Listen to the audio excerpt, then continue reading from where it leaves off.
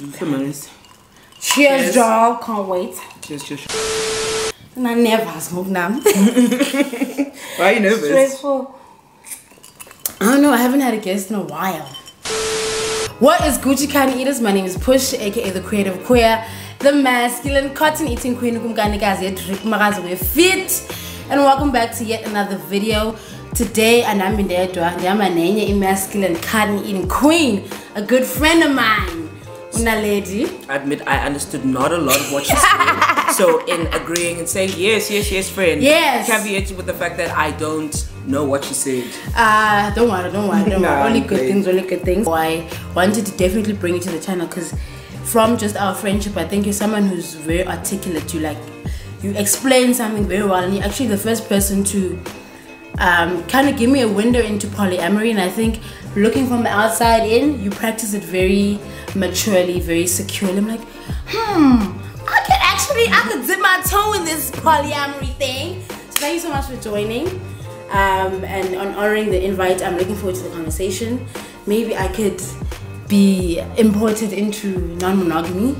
I'm a very monogamous person, so I don't know, maybe you can convince me. Maybe I can. I'm curious what you mean by a very monogamous person. That's always my first thing as far as where I take off in terms of explaining the non-monogamy, because I think that I recognize that, you know, we are socialized into monogamy very early on. I mean, it's the status quo and there's nothing wrong with monogamy, I think.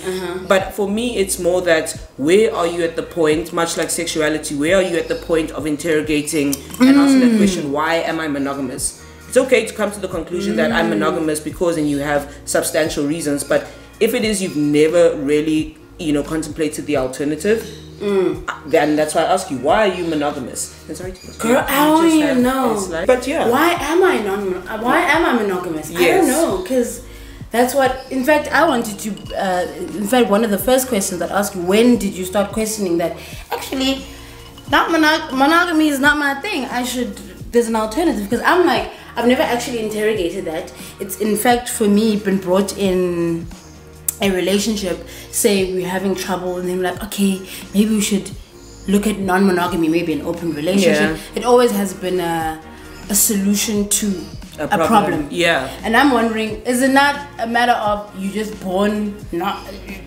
wanting this thing, or how has that, in fact, what was the first time you started questioning and saying, I don't think monogamy is my thing? I think, to be very honest, much like very many people, for me it started off at the suggestion of somebody else. I didn't think for myself. I think if I'm in a relationship with someone and they brought it forward. But I will say that the way in which it is that they brought it forward, it wasn't because there was anything wrong with the relationship. And that's one of the biggest things, is that non-monogamy is, I would, in my personal experience, I would say non-monogamy is not the solution to a monogamous relationship not working, because there is maybe an issue around infidelity, or because it's not a solution. It's going to bring more problems, because the thing with non-monogamy is that you need to be in a good place with your person. You need to have a good foundation, a good sense of security before it is you start to expand and bring people in. And so I caution people to pursue non-monogamy when the foundation of where you are at is not good. Because let me tell you, monogamy is fun. I love it with every bit of me, and I don't know if I think I'll always be at least non-monogamish, which is a different topic. But I won't do it with everybody, and I won't do it at every point in my relationship, because it's work. It is work, good work, worthy work, but it's work nonetheless. So what are the conversations within yourself that makes you say, okay, I'm open to this thing? When your partner brought it up, what was your initial reaction? And how did you then navigate and say, okay, I think this is the option for me? I think that, if I'm being honest, it wasn't even all that deliberate. I tend to be the type of person who's amenable to change, amenable to a different path, recognizing that in relationships, I want our relationship to be a reflection of both who you are and who I am. So at the time... that is such a secure thing to want in a relationship. To be like, the both of us must be honored in this relationship, and whatever means it is that we can form that, let's do that. Yes, I mean, it's all good and well. All of these things are great in saying, but once again, it's like you have to actually make space for who your partner is, and sometimes we don't want. You're like, You're like, I don't understand why this person's like this. Like, why have you chosen that path? You know when you do. So it's all good in theory. But going back to the initial thing. And so she was like, she wants to try this thing. And at the time, I maybe had a little bit of hesitation. I'm not going to lie. Because I think I'm monogamous inclined. I'm a you're my person, I want to shop for you, it's us. But I was us against the world. Yes. No one else. But even the romantic song, it's just you and me, baby. There's no you and me and other partners, you know, so it's like... Yes, but I think as I've contemplated relationships, I realized we need something far more sustainable than the thing of like holding on. And so, to one. You know, I will say it was at a lot of behest. She'll tell you that Naledi did not, as cool as she is about it now, Naledi was not cool about it. Naledi was grumpy as hell. But we did it nonetheless, and I realized, oh, okay, I'm not that pressed. Like, I get it. Okay, fine. So you had an initial resistance, and then how did you... So, no, I mean, I suppose, and like, it's some time ago, so you must forgive me, there are some gaps in it. But I think, like, at first, like I said, I expressed resistance with her. I have no issue speaking about it. Obviously, I had resistance about it because I think I very much was monogamous. But then I think as I interrogated aspects of it, you know, I saw who the person was, the way they showed up, and I was like, okay, fine.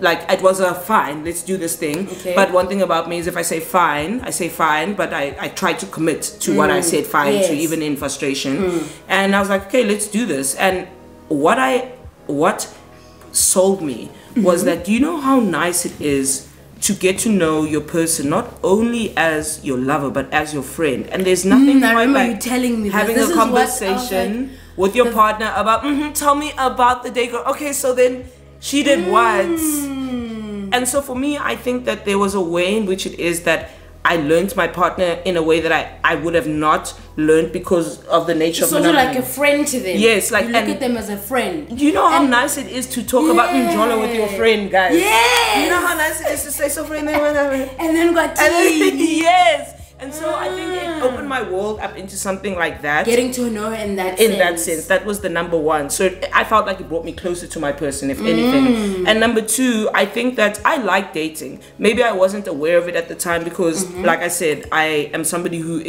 I'm very committed. I'm not a half-assed person. Like, anybody who knows me knows that when a lady says this is what she's doing, it doesn't waver in that regard. So I think then I was at a point of balancing that I got to express two aspects of me: that committed Naledi that shows up for the relationship, but also the freedom of, and that's really the joy. Yes, like, and because I'm a flirtatious person, I love meeting people, and I think Naledi's game. You're game. You got game, girl. You got game. No, she got game.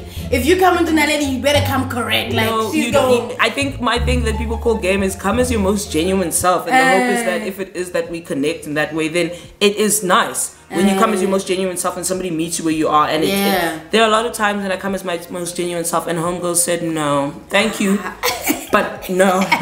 So I take a lot of L's.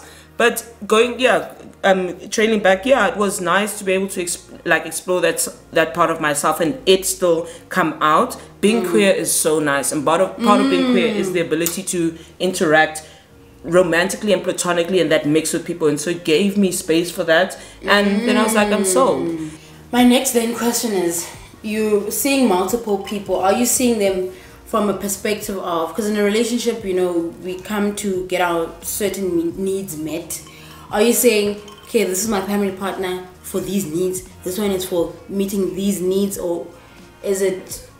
Do you say this is my best friend because they meet these needs, this is my really good friend because they meet... No, I think that it's far more sentimental than that, and I think it's far more individualistic.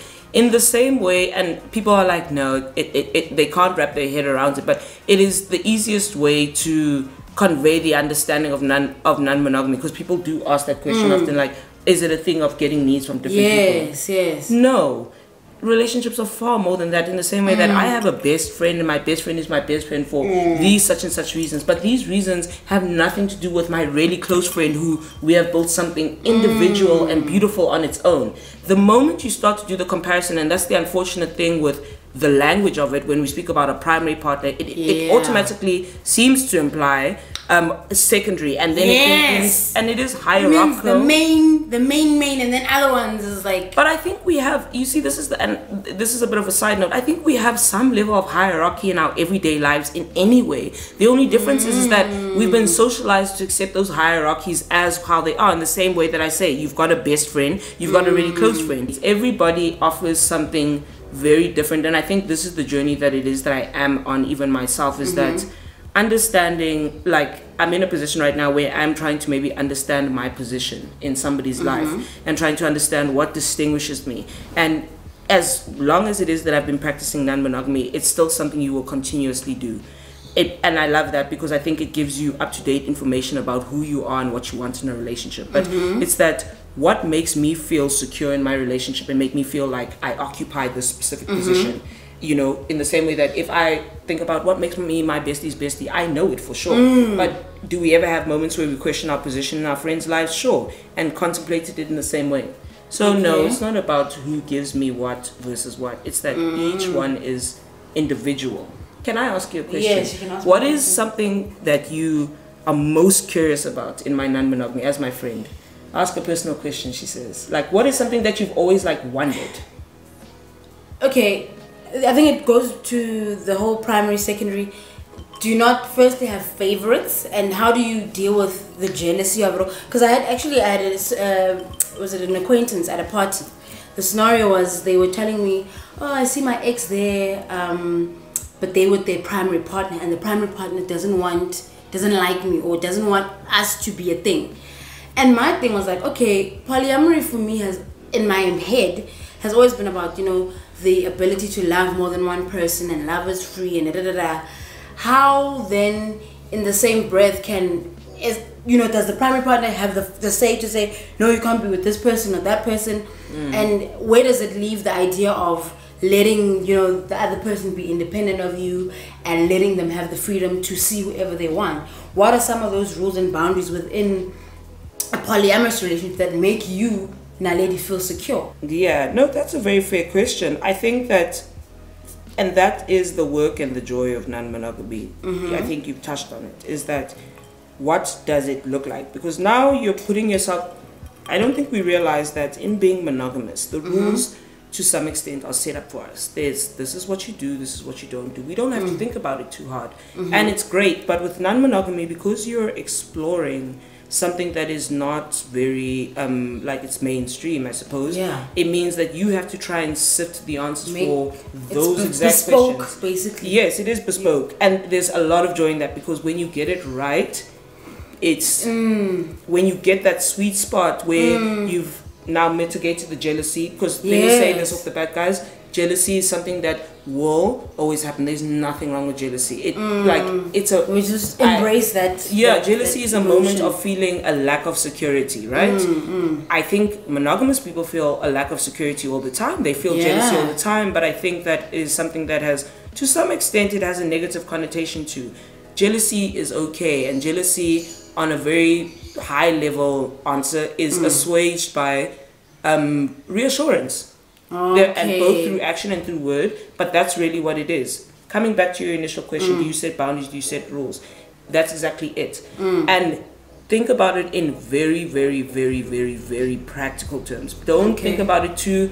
So Push, you and I are together, right? We come together. Now you say you're a jealous person, right? Yes. Cool. I don't want to see you. You don't want to see rubbing up on somebody else. Go. There's your first boundary, right? So I come to you and you say, Naledi, okay, cool. And Naledi says, Push, I really like you, everything, but I'm non-monogamous. And you say, okay, I'm going to ride with it. And you think about the things that let you see it. Let you see it. You like, I don't want to see it. And that's why, like, so I think the relationship where I've been non-monogamous the longest, and so I would say the most successful non-monogamous relationship is with my ex. What did that structure look like to make you feel like? It was that I think it was very structured. I think in the beginning, like, I'm going to my ex will very comfortably tell you, Naledi will go, she's not happy about things. If it doesn't, she can be, you know, like that. But my ex, I think, was very deliberate about, like, she's very somebody that, okay, what's the plan, what's the rules, where she asked all of those questions. Clarity. And I think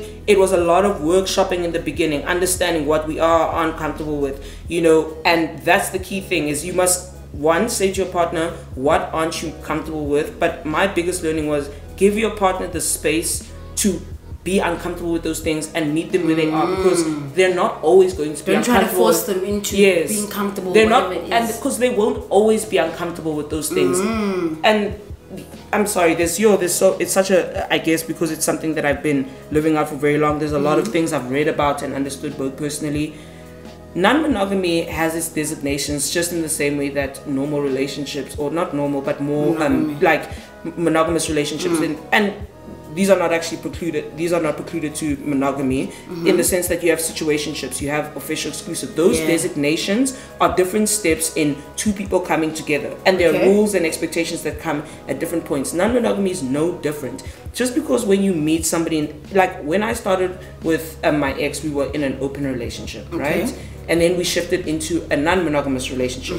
Then we shifted into polyamory. All of those distinctions. So wait, just go to these tiers, I guess. Yeah. So open relationship just means you are sexually seeing other people, but emotionally reserved for this person. I'm going to say I don't think it's as hard and fast. I think it's what designations we gave to what it is. Right? We said it's the same way that if I say, what do you consider dating? Some people say going on dates, other people say we are more exclusive. It's a very personal thing, but for us, and this was maybe let me explain. When we were in an open relationship, we were possibly seeing, chatting to other people, but there wasn't any clear definition of what that looked like, because we started off with a don't ask, don't tell. Then a year into our relationship, my ex then said, this is what it is that I would like us to chat about it, and I'll be more open about it. And I was amenable to that. I was a little bit skeptical because I was like, do I really want to hear what it is that she's been up to? And then we started to open up about that. And then in that opening up, that's where those discomforts come. Am I comfortable with my partner doing this with somebody else? And those were the boundaries started to come up, to formulate. And then at that time we were non-monogamous. There was the understanding that you cannot fall in love with somebody. That's not what we do. But then as time progressed and there were the people that we were seeing, you start to realize that you're not blocking, but you're stopping yourself, or there's a stop in terms of how far it can progress with somebody, but you're spending a lot of time with that person, and it's inevitable that you're gonna just fall in love. And so I think then there was a time when she was falling in love with the person that she had seen for a while, and I didn't have any issue with it. I thought I would have more issue with it, but I didn't. And just because, and that's the key thing, our foundation was strong. Our foundation was quite strong. I will always commend her for the amount of security I think she created. She's always very deliberate in how she interacted with people. She sounds like a very clear communicator as well. No, very, very clear. Nothing is left unsaid. No, nothing is left unsaid. Number one, and I think number two, nothing changed between her and I. It didn't destabilize, because for me, I think, if I'm being honest, that's where the worry comes. Yeah, because relationships are about predictability and consistency. That's what makes you feel secure. That's and if things start shaking and you're not understanding your person anymore, that's what creates insecurity. It's 100%. Why a different loom? But if they can still show up in the same way, then you don't feel maintain whatever relationship they want, then you don't feel. You don't feel destabilized. So my position in her life did not feel destabilized by it, and so that's the thing, is that what non-monogamy is. I think I like it. You must come honestly. I think I like it, Naledi. I want that. Okay, so here's the flip side. Because you're assuming the person is amenable. Because let me tell you, I'm even guilty of that a lot of times, where my partner at the time would be like, my love, I'm not happy with this. I'm not feeling secure, and my problem is, Naledi's always got a good argument for something. She's always got an argument for a rebuttal. And I think this is my learning. It's an area for growth. The point is not about being right and proving the logic of it, but it's understanding that, Naledi, hey, this person is feeling not good about this. Can you just give your primary person, the person who's showing up, just to say, let's just wait for a moment and let me address what it is that she's feeling, because I realized if you can address it now, the person can find a sense of security now. It serves both you and the other person in the long run as well. Yeah, no, definitely.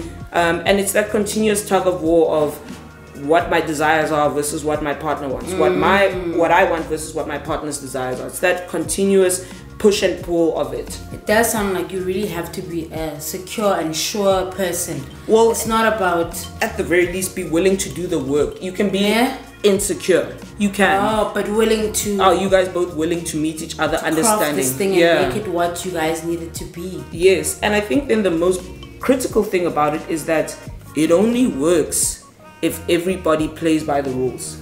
Okay. Like, it only works because, remember, it's an exercise of trust. It is an exercise of major trust. You're trusting that if I say to you, okay, Push, I'm not going to see this person, or I'm not going to chat to this person because right now you're not feeling secure, or we're not going to go this far because you've said. And there've been times when I've been saying, when I was, seeing my partner at the time, where she's like, I prefer if it is that you guys didn't do this, right?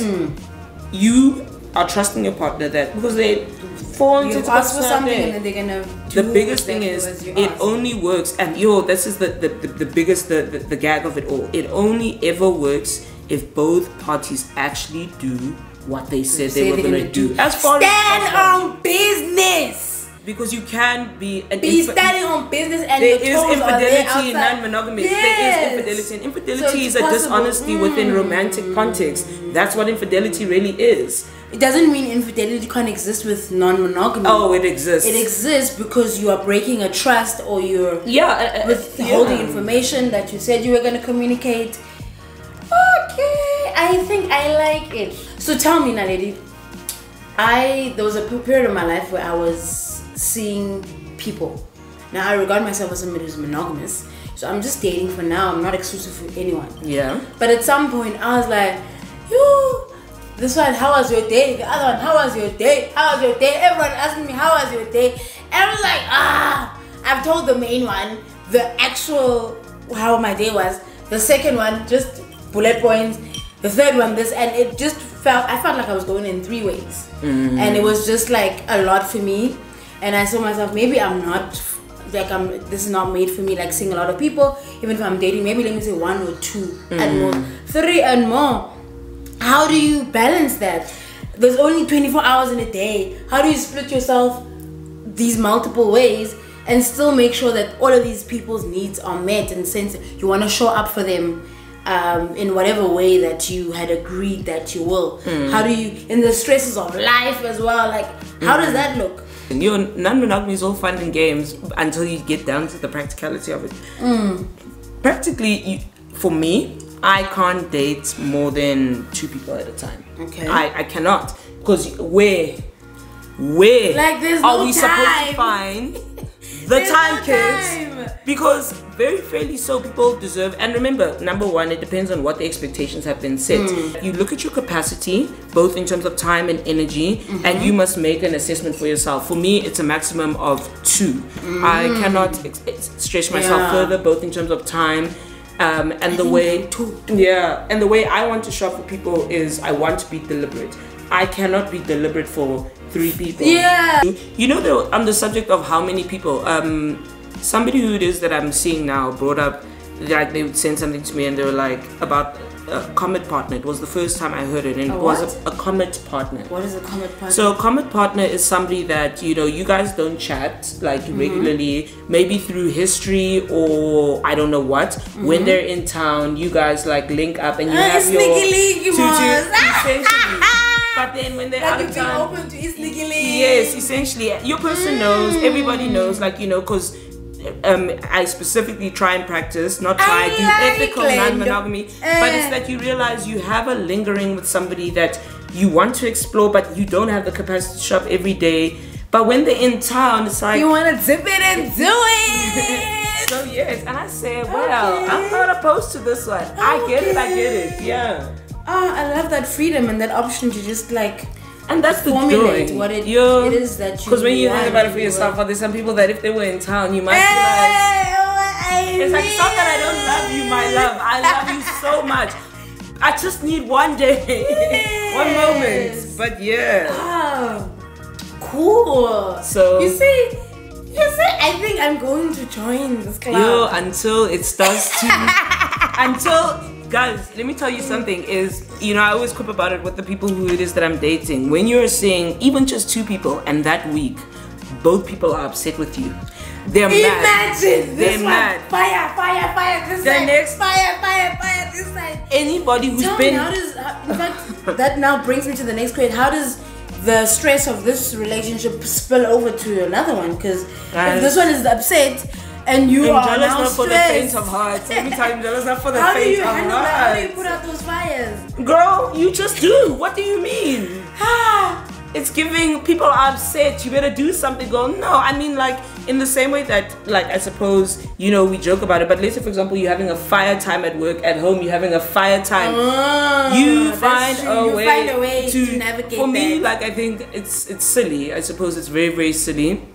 But like, if I'm, like, let's say, for example, I'm dating people and, like, maybe all the people are upset with me, like, you know, I put on Drake and I'm like, these homegirls, the girls. I love that energy. Like, I'm not gonna lie, like, and it's silly because I think it's girls tripping. You know what it is. You know, it's a parody, and even when I'm doing it, like, yeah. I think I'm being comical, but I think it's to like, make it not so serious, because I do take very, very seriously how everybody feels. How do you maintain the privacy, or is that even a thing within non-monogamy, in the sense that when I'm with my lover and we're in bed, I tell her my deepest, darkest secrets.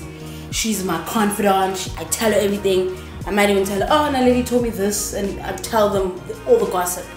Now you go to your secondary partner.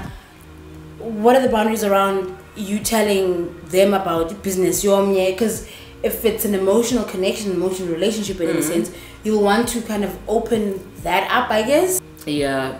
And maintaining that separateness. Yeah, no. Especially, I think, I know I think your initial partner was overseas, but like, if people are in the same country and they may know each other, it's a small queer space. How do you maintain the separateness, or does that even matter?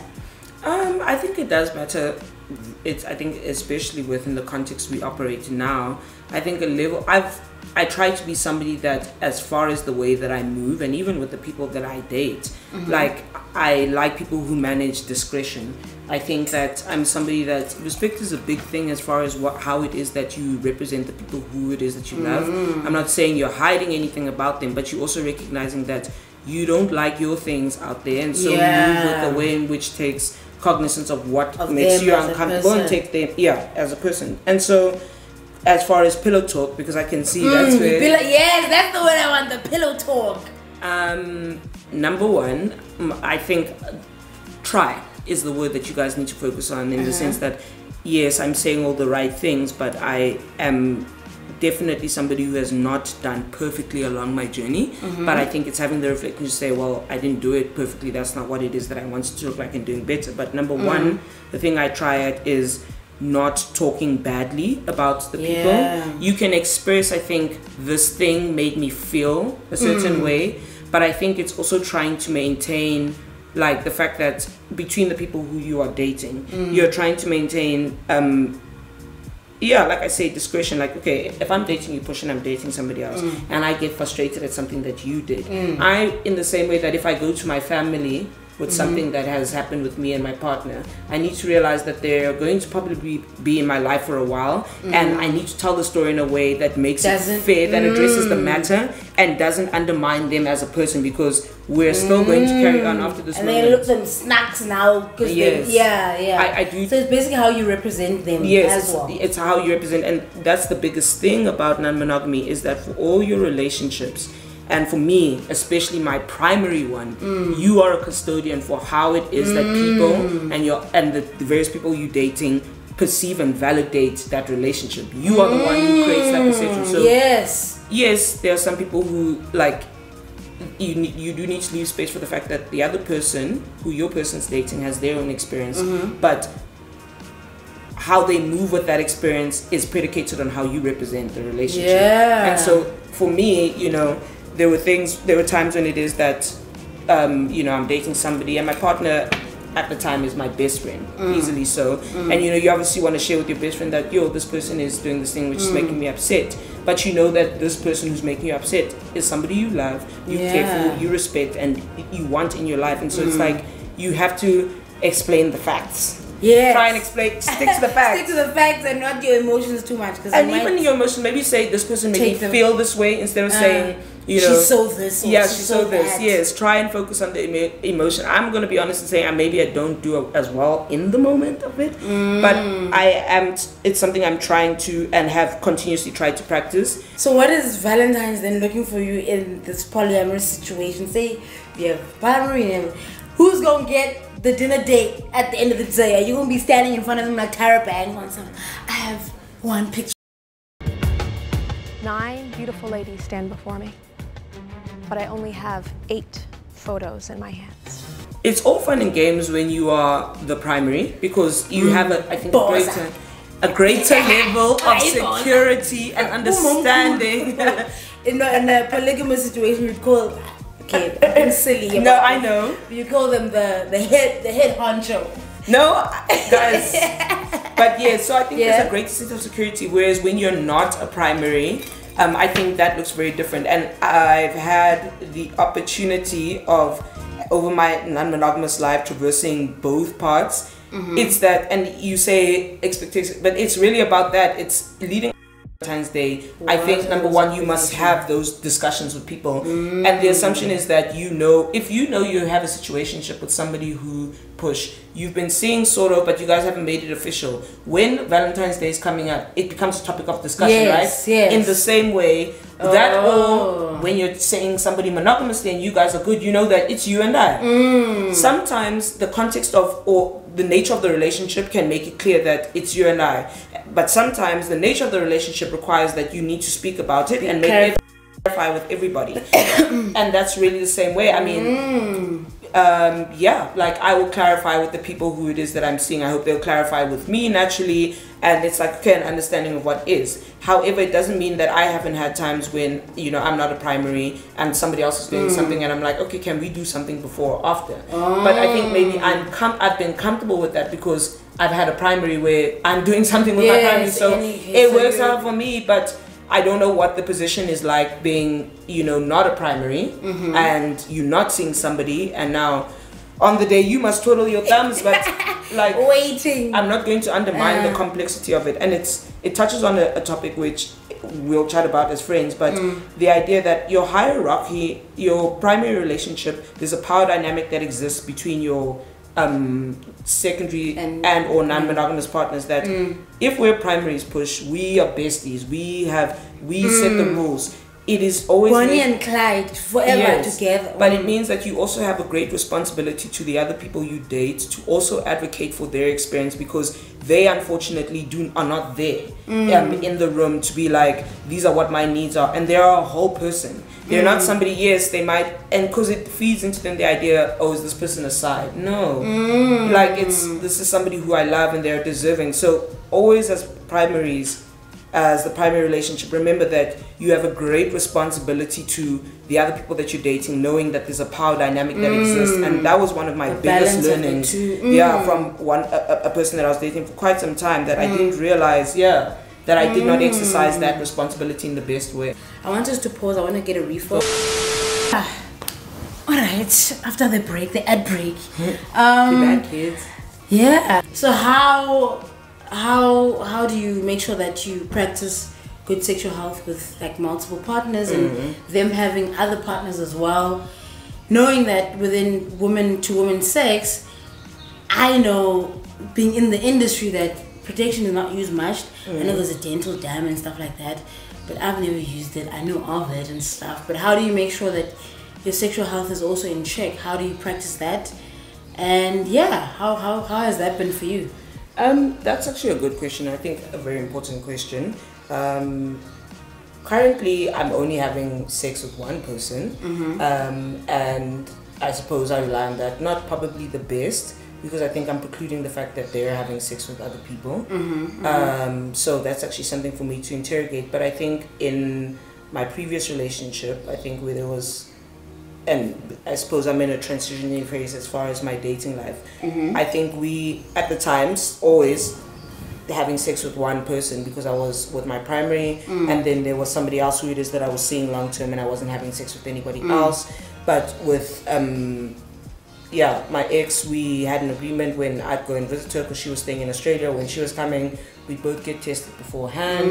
And I think as far as the communication with the other people we were seeing, it's like, you know, when last did you get tested, number one, and then obviously a disclosure around the sexual partners. And there are times when it is that between the two of us, you know, the other person maybe is not practicing the health, and that's the thing, the importance of the trust and that communication, to explicitly communicate. And my primary at the time would be like, okay, but has this person been tested, and those questions, and then have that conversation with the person that I'm seeing. And so I think and I think this is, it touches on something broader though, Push, the idea around, you know, good sexual health within queer relationships, and specifically queer relationships where it is that it's two people with I want to say vaginas, vulvas, that's the word I was looking for. Was a V. But yes, you know, people with vulvas having sex with people between vulvas, the conversation around good sexual health, you know, we speak about it, but in real practical terms, and you touched on it. I've never used a dental dam. It feels, you know, once, okay? It's cumbersome, I'm sorry. Me and it's like myself and my ex were like, okay, we tried like the condom thing, like let's cut up the condom and let's see. We tried it, and like it gets all over your mouth, because that's another type the rubbery taste. So, and then once she was at, you know, a clinic, and I think she was doing she was actually getting tested. And she asked the nurse, you know, because the nurse is like, do you practice good sexual health? She said yes. She said, but ma'am, you know, shame, she's not as spicy as I am, but I'm going to, you know, dramatize it. Ma'am, what exactly is good sexual health? Between me and my woman, I mean my people with vulvas, and then, you know, the nurse basically said, like, you know, it isn't a topic of discussion, and she doesn't actually know what it is that she would advise. And so that, like, it's like I said, it's a broader sort of point of concern, is that I think like, naturally, how do we practice it? I find, because I've dated, let me say, women historically. In dating women, I find that there's a certain level of, like, there's a high level of cautiousness around, you know, health and, you know, sexual health. I'm not saying as differentiated from other people, but I'm just found that that's the case. But it's like when there isn't really like the answers, it makes it, I think, a little bit tougher to then, you know, practice safe sex. Yeah, because I'm just thinking, even just besides polyamory, just seeing people dipping it and doing it. The first time I maybe knew I was gay, I remember I was in a clinic, and then I saw this other poster. It was a poster about HIV and whatnot, and they used to talk about condomizing, blah blah blah, and then it had a subtext of, you know, between lesbians, you know, there's less chance of transmittal, blah blah blah, and I was like, okay, that means, you know, I'm absolved of any responsibility when it, because transmission between two vulvas is not a thing. Like, and I carried that, I think, most of my queer life, I can put it like that. But the more I'm growing up, I'm like, actually no, because I do my annual tests and I'm going to see my doctors, and I'm like, actually I'm also susceptible to catching STIs, and it's actually a thing that I need to practice. So I really do think we do need to do better as queer women who have sex with other women, because we really think that it's only the responsibility of people with dicks to like practice sexual health, and it's more commonly you know, advertised, or whatever the case may be, amongst heterosexuals. But yeah, man, as queer people, I think we need to have those conversations. And no, I certainly think we need to be having those conversations. I don't, but I think we also need to be conscious of the context, in the sense that as far as heterosexual and or I think sex between people with, what is the opposite? What's the not opposite, because I think that's just binary, but from vulva, penis, like with a, it's a peen, Charlie, I don't know. Yes, but it's the idea that there's been a greater proliferation of rhetoric and or understanding where to get the tools to help with sexual health in those contexts. So yes, we can say less on us. Yes, we can say, okay, yes, as you know, queer women, we need to do better, but at the same time, it's like there's a topic around accessibility, and it's like, nobody knows. Do you even know the answer? Exactly. Because when you I'll do what you say I need to know. do. You know, you'll find nobody knows. No. Yeah. And even when it is that you go to women's health clinics, you know, because I did go to Mary Stopes, and I think I was having a similar conversation, also being being very silly like I am, like, so ma'am, what would that look like? Because she's like, okay, have you been practicing? And I asked, what does that look like? She admitted that she doesn't know. It's that that's a clinic that is specifically tailored to a specific body, but even within that, I mean, it doesn't have the answers because of the level of, number one, incidents, but two, the number of people that they come across that are queer, you know. But a topic for a day. A topic for another day, because I'm also kind of finding my way through that, and like being single and wanting to zip it and zibble with people. It's like there's also this aspect, people are giving me sneaky link requests, and I'm like, I mean, I would love to, but at the same time I'm just also looking out for my sexual health. How does polyamory look in a, because I'm a very traditional person. I want a family, I want kids, I want that structure. I want people to bring home. When it's December, on Christmas, I'm bringing somebody home. How does that look like? I think in your 20s, it's good and well. You zip it and doing it with multiple people. It's good. You guys are communicating where you can. But when you, quote unquote, settling, do you settle down? What does that look like as the older you get? No, that's a fair, and I'm so glad because she asked that question, because guys, whilst we are here, you know, I'm looking for my own little Istembu. Oh wow! But it's like new age Istembu. Let's call it that. And whoever I decide to be my primary, I want to raise my family with another couple. So that's what's settling down. It's like, guys, think about it. Okay, I'm gonna usurp this moment. Guys, think about it. We're gonna share time and resources, right? Listen, and in this day and age, us as driven people, think about it. You don't have to spend all your, like, and we'll have our kids, our 2, 3 kids. Me, like, guys, just, but to ask, this is serious. But to answer your question more seriously, I think that as far as dating now in my 30s, I think maybe with being queer push, I don't know if you've realized the expectation. When do you plan to have kids? In 3 to 5. 3 to 5, right? And 3 to 5 years, a lot of different things. I think, like, what I'm enjoying about this point in my life and the journey of it is that, number one, what you thought 30 to look like, and even around relationship life, is not the same. And then there's a lot of space for it to look differently. I mean, I did meet a couple when I was in Australia where, you know, they are non-monogamous, they've got a child, and, you know, they have designated times. Like, there'll be a weekend where, you know, the person goes and, like, you know, they have their good time, or maybe there's something that they're saying. I don't know what they were up to, but it's the idea that they're still non-monogamous within the context of their raising the children. And it's all a thing of choice. Like, I mean, with my ex, we spoke about it, and it's that, you know, you would shift and change depending on the capacity. So if it is that, you know, I was pregnant, I don't know if I'm enjoying, and if my person at the time, you know, we were like, you know, maybe let's slow down on the non-monogamy and let's focus on the family aspect. But then once that routine starts to build, you can bring other people in as well. Maybe it would have looked differently, in the sense that if, let's say, for example, I'd gotten pregnant and my ex at the time, because she was seeing, and still is, I suppose, seeing a person for a long time, in many ways they become a part of that family. Like, for me, they did feel like a part of my relationship life, like, you know, and a part of the family for all intents and purposes. Like, I think I regarded them highly. They were a consistent part, and I respected them as such. And so, let's say, for example, I had kids, like, I think maybe because I practice what's termed kitchen table non-monogamy, which is where, and this is a rudimentary explanation and understanding even, but the idea that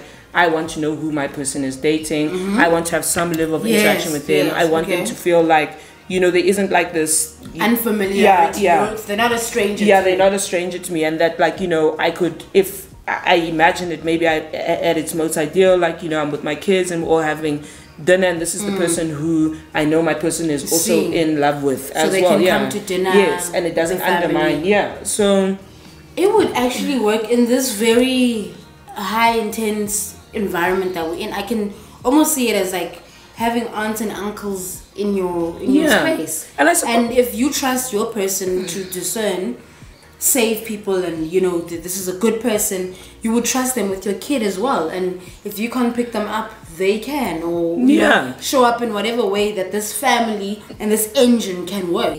I actually want to check if I asked my people on my Instagram to ask me if they have any polyamory related. Let me see if anyone. What? Like, my is a bit distorted. What is this person? Please, ubuze lena into. Are people in poly relationships there because befuna, or because they want to, or kuba bengafuni ukohlukana nalo muntu bamthandayo, so they'd rather be poly? Oh, and I get this a lot. The question: are you doing it for somebody or for yourself? It's, are you there because you actually want to, or are you there because you don't want to break up with the person that it didn't work out with? And I get this. I'm in the breakup phase of my relationship, like, oh, I miss her. Actually, you know, I wouldn't mind still having access and talking to her because this was my friend and I love her. But I mean, maybe if we didn't work out, let her see other people and I'll see other people. So are you, the question basically is, are you there because you want to, or is it because you don't want to break up with the person that you had this initial connection? Is this a personal question towards me? Or just in general? Maybe contextualize it for you. I'll contextualize it for me, and then I suppose like broader. No, I at the time when it, and maybe let me, because then I was non-monogamous by choice. At the time, like after, the person suggested it, non-monogamy, but it wasn't an ultimatum. Like, you know, it wasn't like if we don't do this, I'm not going to be happy. No, she very much presented it, and she said, it's like, you know, baby, I really want to go to this place, and maybe you are not necessarily keen on the place, and the person is not saying the relationship will end if we don't go to the place, but you can tell that it's something that they want to try, and you want to, for me at least, I want to, like I say, meet my partner with that and let them do what it is that they want to do and let the life unfold, you know, try as much as is possible. And so at the time, so that's why it is that I did. But I think that I would caution people to do it, and I said this earlier on, caution to do it to appease another person, because number one, I think it's unfair on you and the other person. I think it's unfair on you, because why would you put yourself in a position, try it out if you've got the capacity, but if you know it's not working for you, why would you put yourself in a position where you know that you are not getting what you in your heart know for sure is not you, right? Try it if you've got the capacity, but if at a point you realize it's a no, realize it's a no. And number two, guys, relationships, the way I view them, are they are your most selfish place. It is the one place you get to be, and hopefully your most selfish, but your best, true, but your most selfish self. It is the most indulgent area of your life. Selfish in the sense that if you want your need met in this way, you must absolutely. Yes, your person said, I'm here for you, and you have said, I'm here for you too. That's interesting, because, sorry to interject, but I, in my mind, think when you're single, that's when you're selfish. And in a relationship, you must be this selfless person that is willing to compromise. We always taught, you must compromise. So it's interesting for me when you say, okay, be selfish.